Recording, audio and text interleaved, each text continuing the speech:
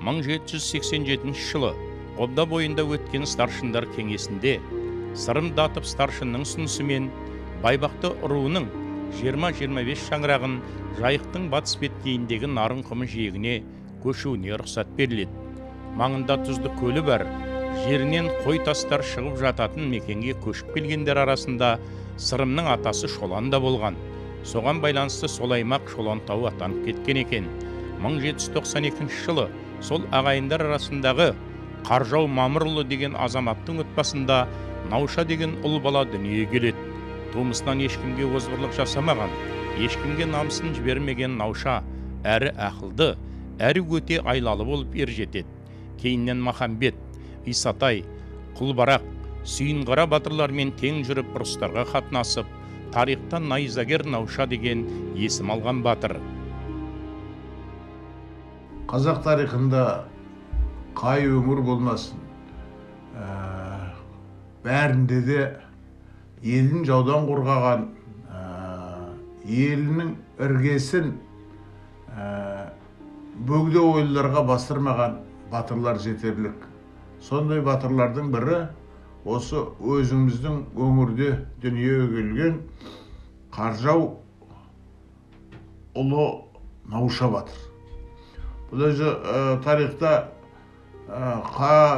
туған жылы туралы батырдың екі-үшті пікірі бар. Бірақ кейінгі кезде мынау басына қойылған құлпытас табылды. Осы өңірден өзі іргелес мынау Тайпақ өңірінен 1792 жылы дүниеге келген деп есептелінеді. Енді Наушаның өзі тұқымында батырлар, белгілі адамдар баршылық.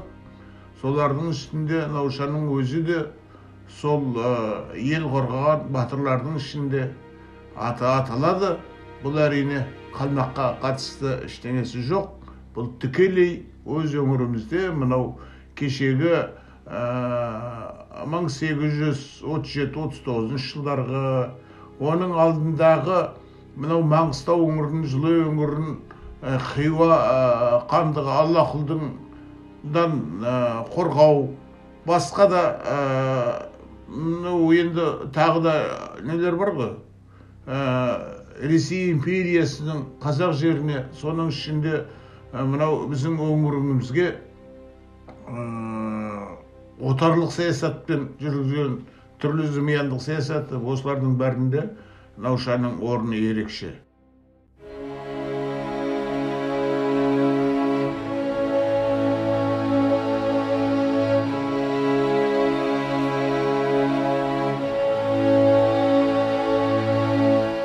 1827-29 жылдардағы жер мәселесі, жайылым мен суларды Орал казак әскерлері тартып алуына орай шаруалар толқуы бас көтергенде, оның басында Науша Қаржау, Шеркеш Жақсыбаев, Қаратоқай Мәмбетов бастаған азаматтар болған. Көтеріліс ілізде жеңіліс тауып, ұйымдастырушы Науша басшысын ұстауды. Жаңғырхан өзі бас болып, белсенді старшындар Исатай Тайманов пен Сәдірбек Әтенбекұлына жүктейді. Исатай әуелден сырлас, әрі түйдей құрдасын ұстап беруді арсыздық деп жүргенінде, Сәдірбек ағасы Батырбектің айтқанын тыңдамай, Наушаның қолынан мерт болады. Сәдірбекте бұл енді атақты алғы Батырбектің әнесі, мынау біздің өңірде бұлардың тұқымдарының бәрі де аты белгілі адамдар. Ағасы сонда айтты дейді, әй, сен сол Наушаға тиіспе. Ол Науша дейтін нақа қозғалмайтын, артық қимылға бармайтын, өзіне адал, сенімді түрде ғана қозғалатын адам. Сен оған шалабың шайқамай-ақ қой деп. Бірақ мұны қалайда мен өйткені Сәдірбектің бір оған қызығушылығының бірі сол Жәңгірдің алдында бетел жинау болса, екінші оны қатты қызықтыратыны пенде ретінде Наушаның Меңдіқара дейтін төл аты болған екен. Жорыққа мінетін, жауға мінетін, сол өзімде болса екен, сол ол наушаның қапелімде беріспейтінін білет, сонда найзаласып соның басын алсам, сонда ат менікі болып қалмай ма деген ойы болады. Бірақ ол ісі жүзеге аспайды. Сәдірбек пен екеуі айқасқа шыққанда науша, ол наушаның өзі әуелде тарихта қалған аты найзагер науша. Бұл өзі найзаны ұзын сілтеу емес, барынша қысқа найзаменен, сосын тарақты балтасы бар, сол екеуін ғана жүзеге асырып, өзі ойлағанын жүзеге асыратын батыр болған. Мінекей осы Сәдірбектің осы арадан өлтіріп, ол өзінің көшін одан әрі жалғай береді.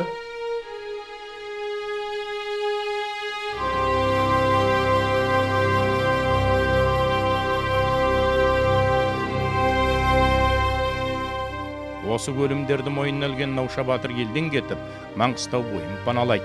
Бұл жақта да тыныштық жоқ еді. Хиуа мен Аллахұл сарбаздары жергілікті халықты, олардың басшысы Сүйінғара Үргенішбайұлының ауылын шауып, оның арты 1832 жылғы Қылбарақтың бас алынатын шайқасқа ұласады. Науша жалпы бөкей жағына көп аяқ басуды қажет деп таппайды. Өйткені оның артында жаңағыдай Жәңгірдің қуғын жіберіп, одан Орынбор әскери линиясының, шекара линиясының басшыларының бұның артына қоңырау байлатып түскен ізі бар. Сондықтан енді бұдан әрі Жайық Еділ арасына баруды жөн көрмей, ол сол Қазақы бетті мынау Қызылқоға, одан Жиенбай, одан Маңғыстау жағына кетеді. Мені Маңғыстау жағына жүргенде, мына жаңа 1829 дедік қой.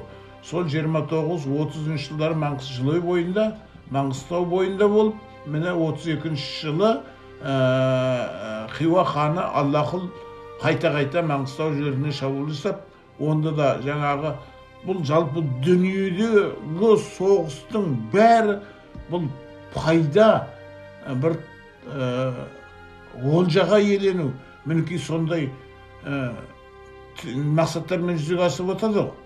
Міне сол сияқты Аллахұлды да сол шабуылдап Маңғыстау қазақтарының малын, жылқысын, түйесін, басқа да жаңағы дүние, мүлік, сосын жесір, әйел, қыз дегенді мінекей осылай түгелдей үптеп алып кетуді әдетке айналдырған.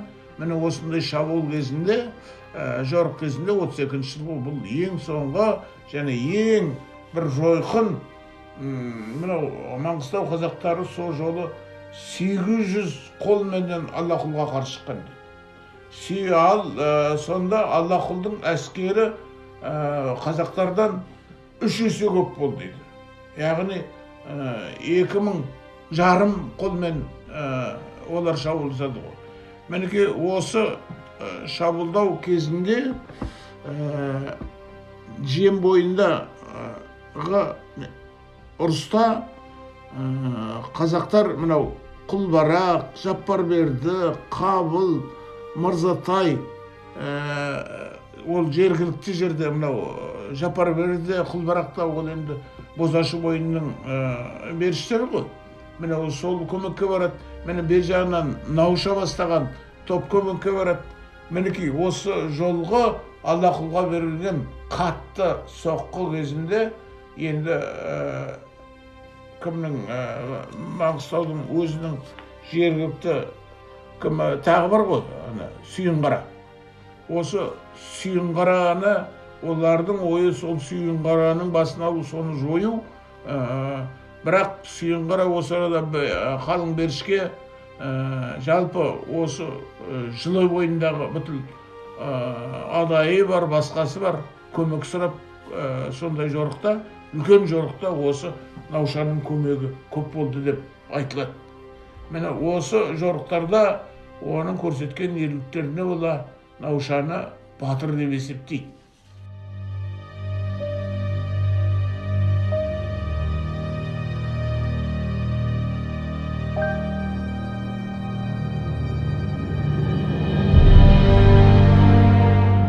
наушаның намысқойлығы, найзаны шебер меңгеруі туралы ертеден келген естеліктердің бірі Әлім руынан шыққан Өпірем батыр мен жекпе-жекке шығып, оны түйреп өлтіру хақында өрбиді. Науша жалпы елге келген соң, мынау бүйрек Тайсайған бойын аралап жүргенде, бұл Исатай Махамбет Науша ол бір жай бір әзілеу біреудің үйіне барып қонаққа балып отырса, бәленшенің үйіне қонақ келіп жатыр деген хабарды естіп, бұл сол бес қаруын асынып, бұл кім соншама менің үйіме келмей, ол бәленшенің үйіне неге барады деп,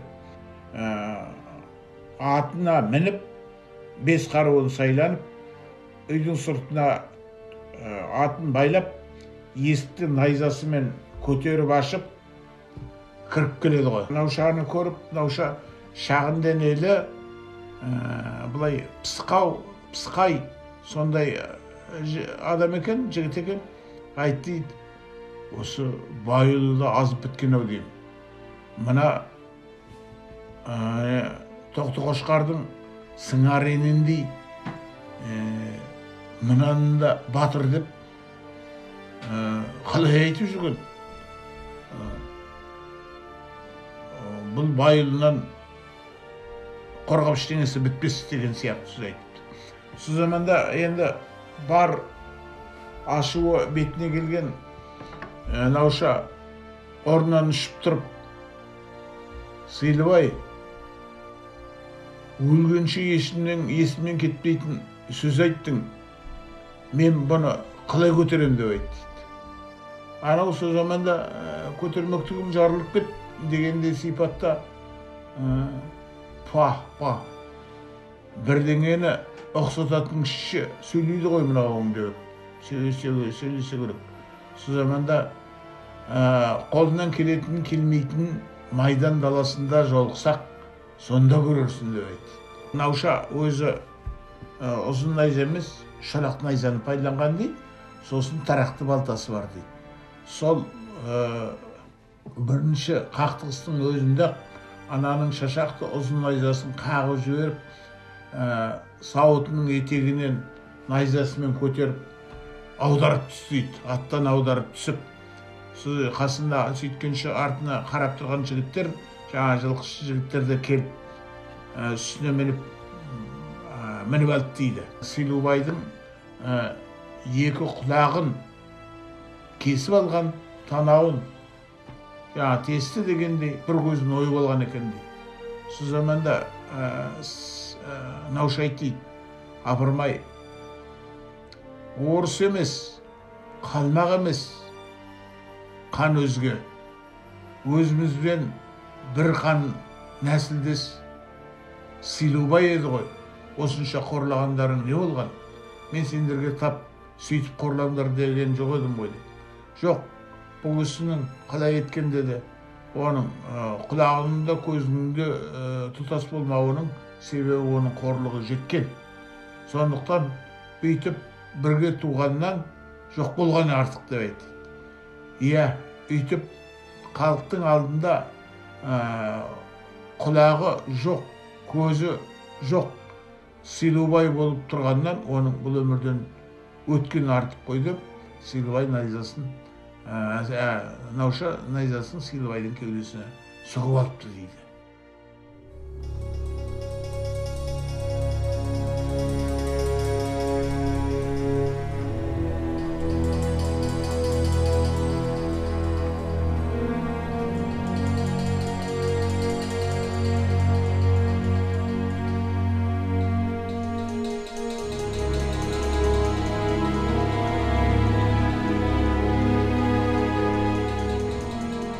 Найзагер қартайған шағын тыныштықта өткізіп, үнемі өзімен үзеңгілес соғысып, дүниеден ерте шейіт болғандарды еске алып, олардың молларына зират жасауды дағдыға айналдырған көрінеді. Кезінде Сәдірбекті өлтіріп алуына орай, кейіннен сол тұқымнан шыққан Бегалы алдына барып бәтуаласуды да ұмытпапты. Жас шағында білек күшімен қол найзасын ойнатып, көзге түскен батыр жігіт 80 жасқа келіп дүниеден өтіпті. Бейіті Батыс Қазақстан облысы Қаратөбе ауданы бойында. Ататекті Қаржау ауылы Шолантаудың бойында отырғанда, Балбике Қаржау қызы Беріш Себектің бөрте атасынан тарайтын Көркемше Шөкенұлына тұрмыс құрған екен. Шөкенне Медет, Медеттен Нарын қымындағы атақты діндар Дәулетияр, Дәулетиярдан белгілі имам Нәсіреден дүниеге келген.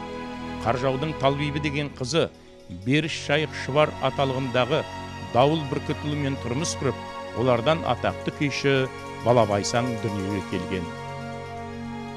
Ақжайық пен Нарын құмы бойында ғұмыр кешкен.